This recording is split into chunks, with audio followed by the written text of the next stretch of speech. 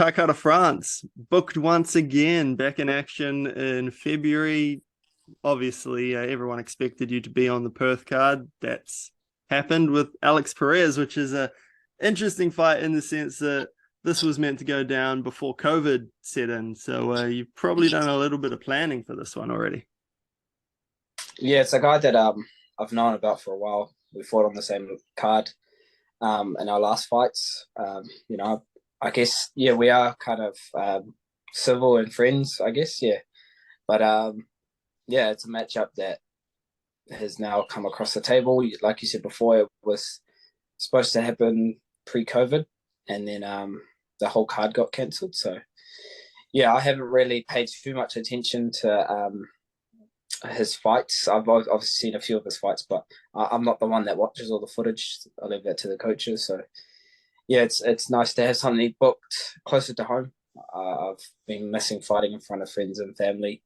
Even though Australia isn't New Zealand, but I know a lot of friends and family will fly over for this one. So yeah, it's about time that this is all happening, and I'm excited. I'm excited to do it all together, all in front of my loved ones, and show them all this hard work that we've been doing. We've been fighting like places don't even know where they are, middle of America. So now we get, I guess, the luxury of not traveling too far, even though Perth is on the other side of Australia, but still close enough that it will feel like home. 5-hour flight's probably better than 15, right? Yeah, exactly. And there's so many Kiwis in Perth as well, so pretty much is a mini New Zealand and Australia, and I can't wait to hear the roar of the crowd. I know everyone's been missing it on this side of the world, just seeing everyone fighting overseas and not really being a part of the UFC in person. So yeah, there's a massive buzz. I think the show sold out in a few minutes. So it means that people are keen to come watch. You're a guy who's been probably about as active as you could have possibly been since coming into the UFC, and you have in those early fights, you did spend a lot of time sort of fighting down this end of the world. You'd probably be in a pretty good position to explain just how much of a difference it is fighting close to home as opposed to fighting in those places that some people might not have ever heard of before. Yeah, it's definitely a different ballpark fighting in hostile territory, fighting overseas and in places that like they know me now. I've obviously built up my fight CV and built up my fan base. So wherever I'm fighting, I'm going to have people that recognize me. But yeah, it's so different when it's your own people, it's your own fighting in your own backyard and soaking up that energy that's there to watch you win. So it's pressure that's always there, but it's good pressure. It's gonna add to the night. It's gonna add to how much I want it. So yeah, been fighting, I guess, locally on the New Zealand or Australia cards. I miss that walkout. I miss that the butterflies you get of like, oh shit, now I get to show everyone what we've been doing, and have them right there. When I fought in my last fight in Texas, or Dallas, Texas, it was definitely it was deafening when you walked out.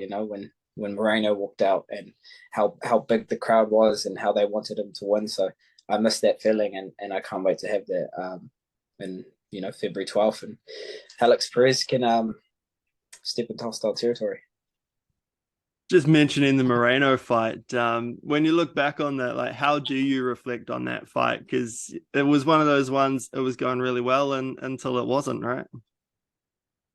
Yeah, it's a frustrating one because if I got not like just stopped in the first or caught in the first round, you'd be able to be more content with it. But for my fight, this time around, it's tough because I was actually winning the fight. If you look back at the first and second round, I was gaining momentum, and in the third round, it was my best round.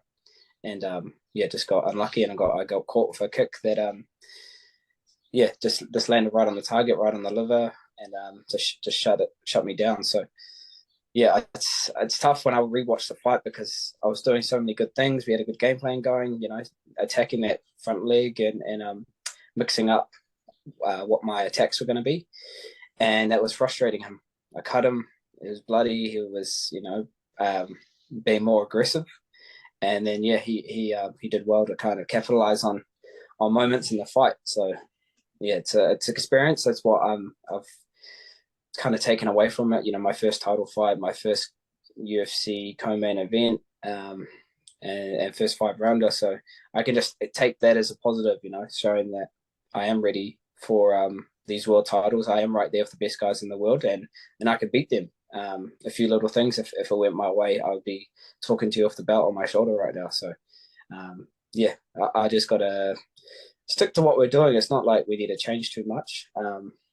So yeah, it's one of those things where we just keep going, we keep turning up, and eventually we'll find our way to that title.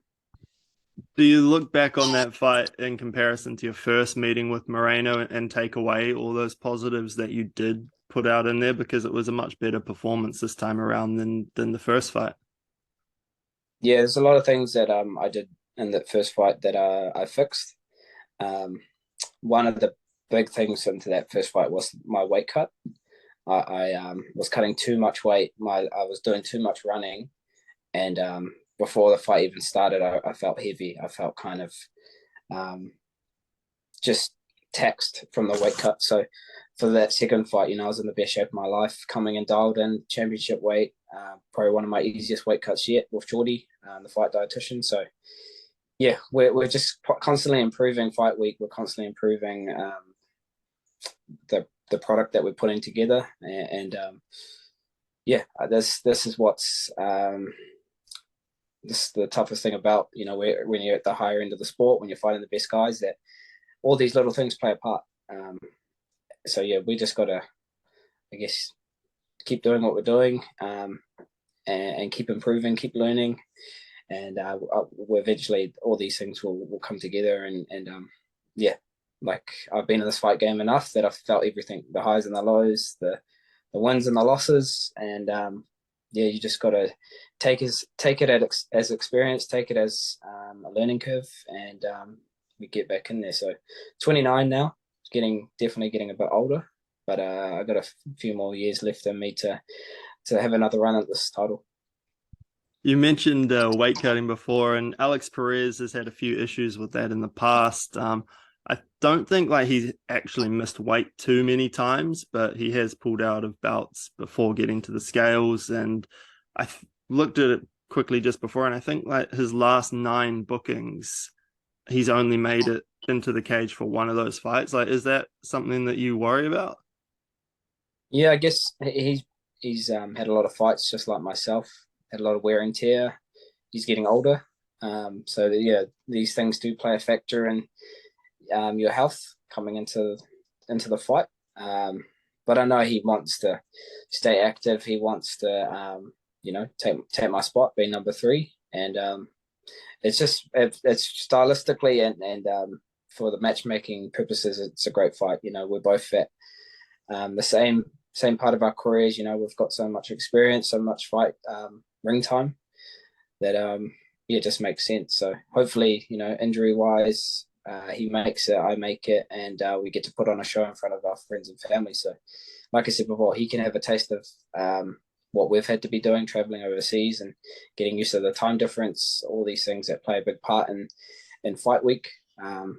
So yeah, he can deal with that, and I can come in like we usually do, and I guess soak up that fight week. So I can't wait. Being closer to home, obviously being in Perth, I fought there before I actually won a title there. Last time I fought there was I can't even remember, 2015 or 14, and then that was the last fight my teammate Jamie Vanderkirk had before he actually passed away. So very close to my heart, that place, because that was my kind of last memories of him. So yeah, I get to go do it again, and I guess make him proud. Where does a win over Alex Perez put you in the division? Like, What sort of a fight are we looking at here? Does it put you straight back into title contention, or do you feel like you probably need another couple of wins to really push that case? I think the division will take care of itself. Me being number three, there's a few pivotal fights that happen in this division over the next few weeks or next few months. And with the title fight, I guess unifying in January with Moreno and Figueroa, and I think Pantoja is a stand-up, the backup fighter. I only need to just keep winning. I don't need to put more pressure on myself. I know this is a great matchup for me. It's a guy that he will come to fight, and I like those kind of styles of fights. But yeah, the main thing about this division, you just got to keep winning. Before you know it, you're back in title contention. So even though I just come off an interim world title, one fight away from I guess putting myself in that same position, and maybe fighting for the real thing this time. Whoever gets past that fourth fight between Moreno and Figueroa. You've been in the UFC for what, about 4 years now. When you look back on that time, like, has it been everything that you had expected it to be or hoped it would be? Yeah, the sport's very unforgiving, where you really have to take in those wins when it's happening, because things can change just like that. And it's about the journey that you're on. If you're enjoying the process, that's when you're going to have the most enjoyment. But if you're kind of just making it to fight week, and you're just kind of going through the motions, and you're not really present, that's when you're going to get burnt out physically and emotionally. So I've just kind of made sure that outside of fighting, I'm filling my cup up doing things I love, spending time with my family, doing stuff outdoors, making sure that I'm taking care of what's important, and just living with more purpose, I guess, helps longevity in this sport. If you have like an end goal or what you're working towards and not losing sight of that, that will help you, I guess, when times get tough, when things aren't working out. It just reminds you of, okay, I got to keep going because that's what I promised myself. Or it's just a part of the process, right? Taking losses or facing adversity, and you just want to leave that legacy behind, that whatever happened in your career, you just picked yourself back up and you turned it around, or you just went in there with grit, resilience, and we just keep turning up. So it's definitely a blessing, being a part of this company.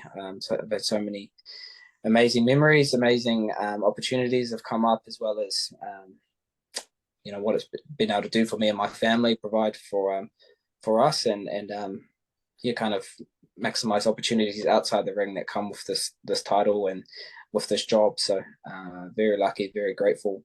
But I know I've got a lot more memories, a lot more things to do in this sport. So that's what keeps me hungry, knowing that, okay, I'm so close to what I set out to do, and that's to be a world champion. I'm not in a rush to do it. So I just got to enjoy fighting, enjoy training, and doing what's most important. And that's, I guess, leaving a legacy for my son who's watching. He's going to be, when he gets older, seeing this and seeing what his dad used to do, as well as, the support around me, my wife, my family, my teammates, my gym, doing it for them to make I guess, inspire everyone else to keep pushing, to be their best. And I can't wait to get in there in a few months' time, and I guess rewrite what happened in my last fight, and just keep continuing moving forward. Do you know, or have you heard any sort of chat about any of the other boys getting fights offered for Perth yet? I know Dan was very adamant about wanting to get back in there pretty soon, and Perth being the ideal card for him. Yeah, with I guess these local cards, it's just a given that a few of the boys will be a part of this as well, not just myself. I know Tyson's on the card, and he just got into our gym this morning, I think. So he'll be doing his camp here. Alex obviously is the main event against Islam. There might be a few others, Shane, Bloods, that I know want to get back in there. So yeah, it's definitely better when all the boys get on the same cards, and we can all push over the Christmas New Year break when most people are, on their holiday, we'll be training right through. That's the kind of sacrifice you make when you have a fight early in the year, January, February.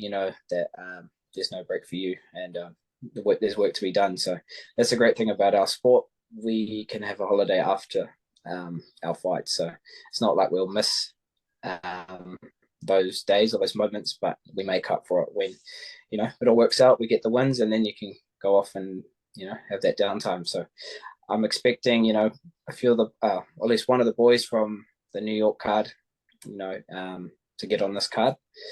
I know Dan's always keen for a scrap, as well as Carlos. He's coming off pretty injured free. So yeah, don't be surprised if one of those guys get on this card as well. I saw that Jack Della. Yeah, I forgot his last name. Jack Della Maddalena. Yeah, Della Maddalena. He just won in the weekend, and he's from Perth, so I'm sure he'll be pushing to get on this card as well. So the slots are filling up fast, and it's awesome that this whole card is stacked with New Zealand and Australia UFC fighters. I know a few years ago this would have been hard to put a card together that's purely our fighters from this region, and now we're putting together a stacked pay-per-view card, and it's all Anzacs versus the world. So pretty cool, and pretty honored to be a part of this movement and a part of this wave. And training out of City Kickboxing, we've been a part of this wave for years now. And obviously being in New York just in the weekend, the last week, it was very surreal kind of being in the fight mecca of the world, New York City, Madison Square Garden. And we have 4 boys on this card, and it's like we've got the key to the city. Everything that we do, people are watching, people are excited. And I had a friend that lives in New York. I did a seminar at his gym while I was there, and he had a teammate that was on the card, and there was only one person with that teammate that whole week. And then he was like, you guys are all the way over here from New Zealand, and you guys got about 50 people with your guys everywhere they go. And he was just blown away by that's the kind of, brotherhood and bond that we have. When one goes to war, we all go there, and we're all there to support, all there to kind of channel our positive energy, and just being present, being there. I know it means a lot. So yeah, it's cool to be at the forefront of the sport, and all the way in Aotearoa, New Zealand, where they didn't take notice years before, but now they're all recognizing that we're doing something different here. And it's the culture, it's the environment that Eugene's created. It's the kind of the bond that we have with the team, as well as everyone's just pushing to be better, pushing towards that one goal, which is just to be the best version of yourself, and pushing for perfection. So it doesn't stop, even though the boys just fought in New York, on to the next. And that's just how our gym is. We've always been like that, where we don't really dwell on wins and losses, accolades, stuff that's just happened, where we move forward to the next. You mentioned New York, so we'll just finish on that. Obviously a mixed night for the boys, 2-2. Israel looked very good until a bit like yourself, things went wrong very quickly. How did the team sort of assess the night? Yeah, it's definitely a roller coaster of a night. Carlos starting the night off well for knockout, and then Brad getting defeated, as well as then Dan picking it back up, and then the main event. So it was a long night. We were right there from the start, 6 o'clock. I think Izzy didn't come out till 11:30 or 12. So yeah, it was definitely just edgy as heat the whole night. But it was so cool being there front row, just with our teammates and our families, and just looking around the stadium, such a historic venue at MSG. This is where all the Ali fights were, the Mike Tyson fights were. So much history is in that building. And yeah, it was just cool to be a part of it and to witness it and to tick that off the bucket list. I know it would have been awesome fighting there, but it was cool to be there and support, and not have that kind of pressure of fighting in a new city. So yeah, it's definitely a lot of things to take away. Izzy's fight was quite shocking because how dominant he was in the first round, and then, easily winning that fight until he got caught yeah, it was shocking. Like people in the crowd were kind of just quiet. No one was really saying too much. Yeah, even the whole roster that was in the front row were all going for Izzy. They were all wanting to see him, do something historic and I guess get back that loss that he had on his record for so long. So I know he'll rematch Pereira down the line. It's a fight that's always going to be there. So yeah, it's a tough pill to swallow, and then we just got to remind ourselves that we're not doing this for anyone else. We're doing it for our team and our families, So when we're backstage, after the whole night, we just kind of got into a group huddle and just looked around. We said, "This is why we do this, boys." Looking around, we do it for each other, and yeah, just special moments like that, win or lose. Just grateful to be a part of this team and to witness greatness, leave it all on the line. And yeah, that's what we do. We go to new countries, new places, and we put on a show. And yeah, it's a great place to be when you're a part of an atmosphere like that. You just feel like you have purpose. You have so much, I guess, money in the air where it's like contagious. So I definitely took all that experience from Fight Week in New York, and definitely inspired to just get back in there and do that myself.